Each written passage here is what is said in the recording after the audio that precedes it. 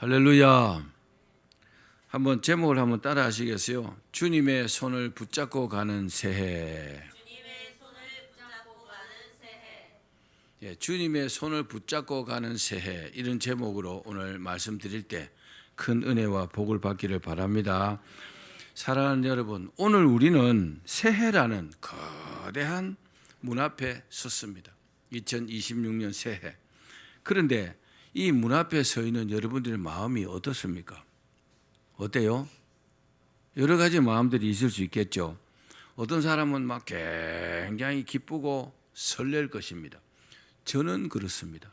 저는 2026년 새해가요, 제 인생에 있어서 가장 설레는, 기대가 되는 그런 새해입니다.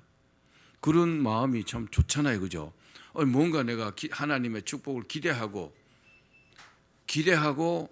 설레는 마음으로 출발한다면 얼마나 그게 여러분 복이 되겠습니까? 그런데 어떤 분은 작년의 문제가 여전히 해결되지 않은 채 새해를 맞은 사람도 있을 것입니다. 그래서 마음이 좀 무겁고 괴로울 것입니다.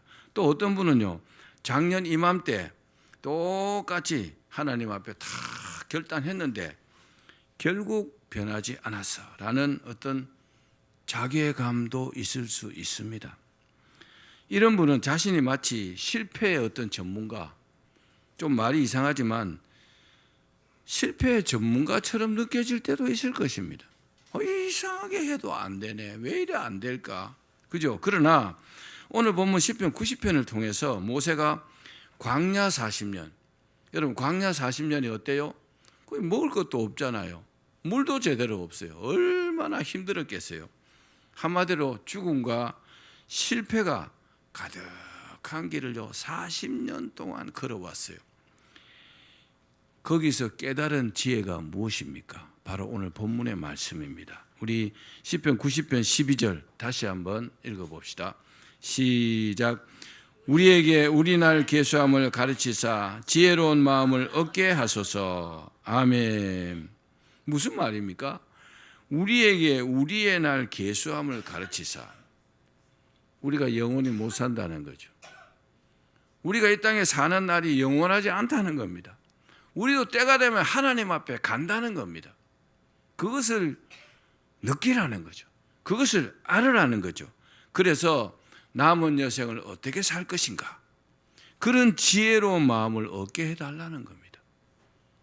저는 설교할 때마다 거의 계속 반복적으로 말씀드리는 내용이 뭐냐면 우리가 영원히 살지 못한다는 겁니다.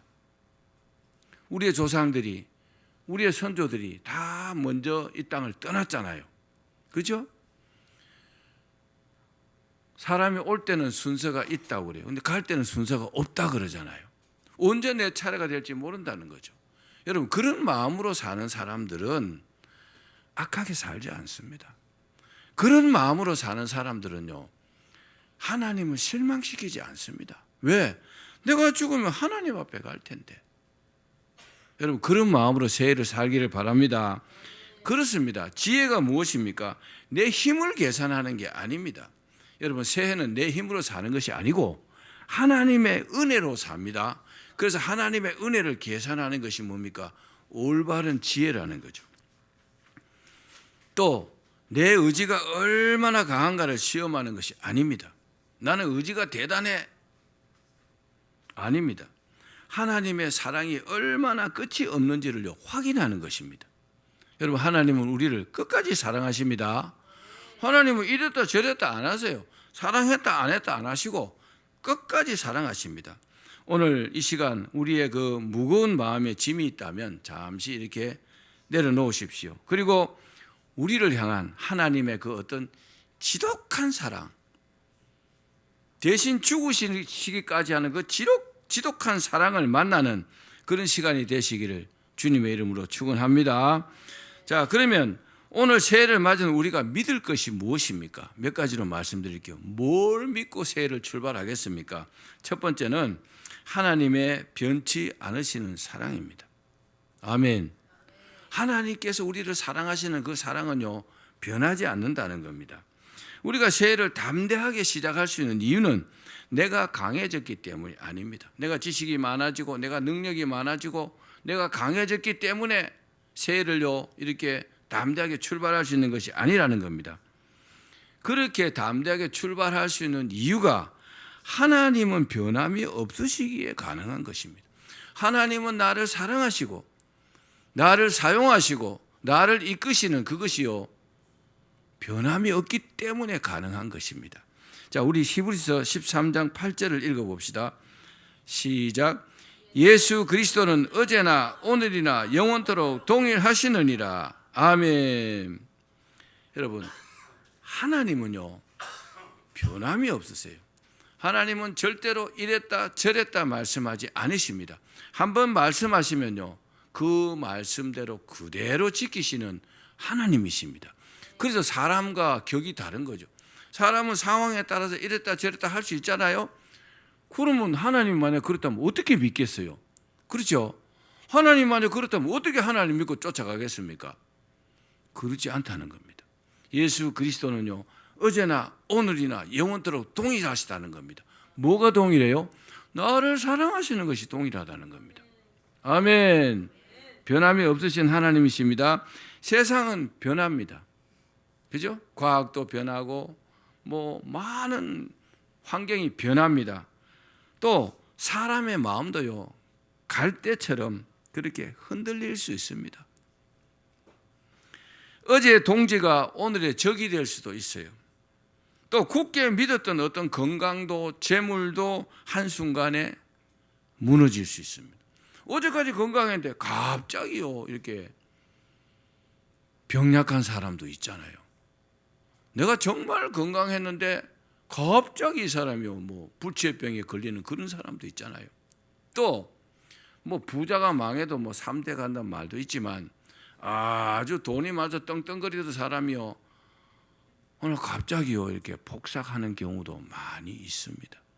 그게 뭡니까? 그게 사람의 인생입니다. 사람은요 하나님께서 보장해 주시지 아니하시면 아무것도 아니라는 것을 여러분 믿으셔야 합니다. 그런데 그렇게 하나님을 의지하고 하나님의 손을 잡고 가는 사람을 하나님 가장 좋아하십니다. 그래서 내가 잘나고 똑똑하고 나는 모든 것을 할 수 있다 이런 사람보다 주님 저는 연약합니다. 주님 도와주십시오. 그렇게 기도하면서 나가는 사람이요 훨씬 잘 된다는 겁니다. 우리는 그 하나님을 믿어야 합니다. 한 성도님이 통곡을 하면서 목사님을 찾아왔습니다. 목사님, 저는 이제 하나님께 돌아갈 염치가 없습니다. 너무 하나님께 잘못했습니다. 작년 새해에 주님 앞에 눈물로 서원했는데 한 달도 못 가서 무너졌습니다. 또 죄를 짓고 방황하고 주님을 멀리했습니다. 이제는 기도도 나오지 않습니다. 그때 목사님께서 그분의 손을 꼭 잡고 말씀드렸습니다. 성도님, 누가복음 15장의 아버지를 보십시오. 그 탕자의 비유를 할 때 그 아버지 말입니다. 그 탕자인 둘째 아들이 돌아올 때 아버지는요 신발도 신지 않고 달려나갔습니다. 왜요? 아들이 돌아오기를 매일 간절하게 기다리고 있었기 때문에 그렇습니다. 그리고 아버지는요 돌아온 아들의 과거를 묻지 않았습니다. 네가 가지고 나간 돈 다 어떻게 했느냐? 네가 왜 이렇게 거지꼴이 되었느냐? 그런 거 일절 묻지 않았다는 겁니다. 그리고 살아 돌아온 현재를 기뻐하면서요 그 아들을 꼭 껴안아 주었다는 겁니다. 그렇습니다. 성도님이 무너진 그 순간에도 하나님은 그 자리에서 성도님을 기다리고 계셨습니다. 여러분 우리도 동일합니다. 우리가 언제나 올바르게 삽니까? 언제나 충성하고 헌신합니까? 그렇지 못하잖아요. 그래도 주님 앞에 믿음으로 돌아오는 것을요 하나님은 가장 기뻐하십니다. 아멘. 사랑하는 여러분, 하나님은요 우리의 어떤 성적표를 보시는 분이 아닙니다. 네가 이건 잘했고 저거는 못했고 따지지 않습니다. 여러분의 실패보다 하나님의 그 기다림이요 더 길다는 겁니다. 하나님은요 끝까지 기다려 주십니다. 우리가 돌아오기를. 우리 하나님의 일꾼으로, 하나님의 사람으로, 믿음의 사람으로 돌아오기를요 그 탕자의 아버지처럼 그렇게 기다리고 있습니다. 금년 새해에는 그 기다리시는 아버지의 품으로 다시 뛰어드는 은혜가 있기를 축원합니다. 두 번째는 우리가 어떻게 출발할 수 있습니까? 나의 성실보다 하나님의 성실을 믿고 새해를요 출발해야 합니다. 하나님은 한마디로 어떤 분입니까? 성실하신 하나님이십니다. 여러분도 성실한 사람을 좋아하죠, 그죠? 뭐 했다 안 했다 이랬다 저랬다 하는 사람보다 꾸준하게 성실하게 하는 사람을 정말 좋아하잖아요. 우리 교회도 이재은 집사님처럼 정말 성실합니다. 반주를요 정말 성실하게 결석하지 않고요 하나님 정말 기뻐하실 겁니다. 여러분 뭐 피아노를 뭐 이재은 집사보다 훨씬 잘 치는 사람도 있겠죠. 그러나 이 사람 왔다 갔다 하면 어떻게 해요? 예배가 안 되잖아요. 그럼 절대로 결석 안 하고 꾸준하게 성실하게 말없이 그렇게 헌신하고 봉사합니다. 목사 입장에서는요 정말로 너무나 귀합니다. 그래서 저는 늘 기도할 때마다 우리 성실하신 이재은 집사님 하나님께서 축복해 주시라고 저는 그렇게 기도합니다.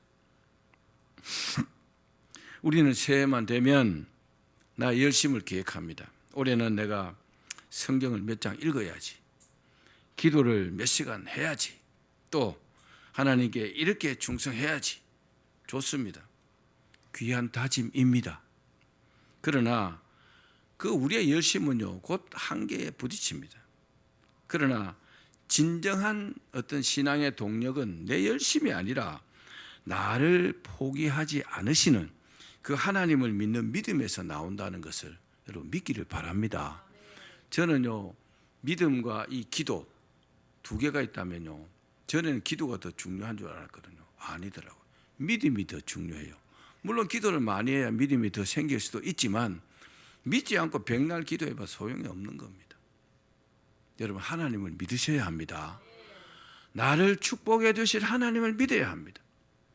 내가 하나님께 헌신하고 충성하기 때문에 복받는다. 아니요. 내가 잘하지 못해도요 하나님은 나를 긍휼히 여기신다는 그 믿음을 가지는 것이 더 중요합니다. 그게 진정한 믿음이라는 겁니다. 우리가 잘했기 때문에 예수님이 이 땅에 오셨습니까? 아니잖아요. 저는 지금도요 저 같은 사람이 하나님께 부름받아 갖고 예수 믿고 목사가 되었다는 이 사실도 정말 믿어지지 않습니다. 한마디로요 하나님의 은혜입니다. 하나님의 은혜가 아니라면 한마디로 아무것도 아닙니다. 그러니까 우리가 하나님 앞에 내세울 만한 것이 사실은요 없는 겁니다. 여러분 나를 포기하지 않으시는 하나님을 믿기를 바랍니다. 우리는 금년 새해에 반드시 축복받고 잘 될 것입니다. 왜요? 하나님께서 복 주실 것을 내가 믿기 때문에. 여러분도 믿으십시오. 자, 에레미야 예가 3장 22절 23절을 같이 읽겠습니다. 시작. 여호와의 인자와 긍휼이 무궁하심으로 우리가 진멸되지 아니함이니이다. 이것들이 아침마다 새로우니 주의 성실하심이 크시도소이다. 아멘. 이 에레미야 예가는 언제 쓰여졌나 하면은 이스라엘이 망했어요. 그리고 백성들이 막 포로로 끌려가는 그런 비참한 상황에서 기록된 것이 에레미야 예가입니다. 여러분 그 정도 되면 어때요? 소망이 있을까요? 소망이 1%도 보이지 않았을 겁니다. 끝났다고 생각할 겁니다. 그 잿더미 위에서 에레미야 선지자가 지금 고백하잖아요. 뭐라고요? 우리가 망하지 않는 것은 주님의 성실하심 때문이다. 할렐루야. 우리도 동일합니다. 완전히 쫄딱 망했음에도 불구하고 에레미야 선지자가 이렇게 고백하잖아요. 내가 완전히 끝나버리지 않는 것은 하나님의 성실하심 때문이다. 그래서 소망을 갖고 있어야 합니다. 평생 아들을 위해서 눈물로 기도했던 권사님이 계셨습니다. 아들이 제발 좀 믿음으로 교회로 돌아오라고 말입니다. 그런데 아무리 기도해도 이 아들이 돌아오지 않았습니다. 그런데 그러다가 권사님이 암투병을 시작했다고 합니다. 그런데 계속 치료를 하는데 잘 되지 않아가지고 돌아가시기 전 마지막 예배를 이제 드리는데, 그 권사님이 병상에서 산소 호흡기를 낀 채 아들이 옆에 있어요. 어머니가 마지막 예배를 임종 예배를 드리니까 거기서 이렇게 기도했다고 합니다. 하나님, 저는 더 이상 내 자식을 내 뜻대로 해달라고 고집 부리지 않겠습니다. 하나님은 저보다 제 자식을 더 사랑하시는 분임을 제가 믿습니다. 저는 이제 갑니다. 그러나 주님은 여기 계시니까 주님 손에 내 아들을 맡기고 가겠습니다. 그리고 권사님은 평안하게 눈을 감으셨습니다. 그런데 기적이 일어났어요. 그의 가을에 도저히 돌아올 것 같지 않던 그 아들이요, 어머니의 성경책을 다 옆에 끼고 교회에 나타난 겁니다. 할렐루야. 아들이 울면서 말했습니다. 어머니 임종 예배 드릴 때 어머니의 그 마지막 기도가 저를 항복시켰습니다. 그리고 저는 저를 끝까지 기다리시는 하나님을 드디어 만났습니다. 성공했잖아요. 그렇죠? 하나님은 이렇게요, 끝까지 기다리시고 우리를 사랑하시는 분이십니다. 여러분, 내 힘으로요 인생을 꽉 잡고 있을 때 하나님께서 일하실 틈이 없어요. 그래서 주님께 이렇게 맡겨야 합니다. 잘 안 되는 거요, 기도하면서 이렇게 맡겨야 합니다. 주님 어떻게 할지 모르니까 이거 어떻게 하면 가르쳐 주십시오. 그 주님의 손을 잡고요 우리는 따라가는 겁니다. 주님께서 이렇게 해라 저렇게 해라 그렇게 하실 겁니다. 내 힘으로 꽉 잡고 있을 때는 하나님 일하실 틈이 없다고 말씀드렸죠. 그러나 내가 내 손을 딱 펴고 주님께 맡기고 주님의 손을 꽉 잡고 그 뒤를 따라갈 때 우리가 염려할 바가 없다는 겁니다. 하나님은요 전문가십니다. 그렇죠? 하나님은요 이 세상 그 누구보다도 더 완벽한 분이십니다. 완전한 분이십니다. 세 번째는 주님을 믿는 그 소망. 주님을 믿는 그 소망은요 현실의 어려움을 압도합니다. 여러분, 현실의 어려움이 정말 많죠. 어렵죠.